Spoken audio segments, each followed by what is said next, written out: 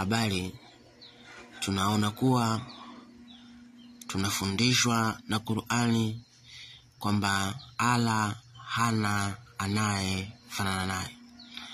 Lakini leo kwa bahati nzuri tutakwenda kujua Allah anafanana na nani.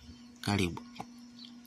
Ukisoma Qur'ani sura yake ni 112 mstari wake ni wa 4 inasema, wala hana anayefanana naye hata mmoja. Ndio kwa mujibu wa Qur'ani kwamba Allah hana anayefanana naye. Lakini tofauti kidogo tunapokuja kusoma hadithi za Mtume Muhammad, anatuambia kuwa Allah anafanana na Adamu.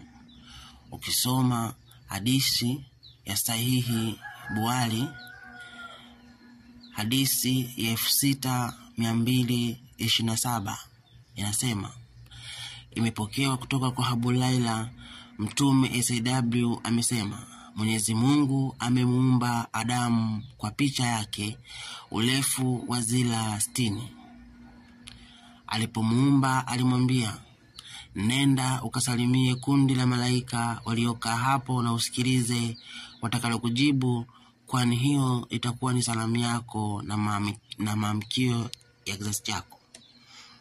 Ukisoma tena hadithi za Mtume, kitabu ni cha Mishkat al-Masabai, hadithi 3525 inasema, amesimulia Mtume Mwenyezi Mungu akisema, mmoja wenu anapopigana basi ajiepushe na uso, kwani Mwenyezi Mungu amemuumba Adamu kwa sura yake.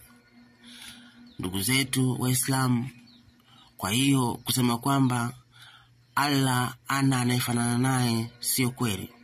Maana Mtume anatuthibitishia kwamba Allah amemuumba Adamu kwa mfano wake. Maana tunaona kwamba katika Qur'ani tumeambiwa tufate sunna za Mtume pamoja na Allah.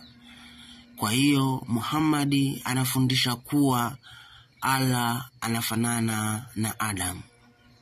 Hivyo ndugu zetu Waislamu, mnapopigana na wenzetu, angalieni msipige sura zao, maana uso wa mwanadamu ni sawa na uso wa Allah.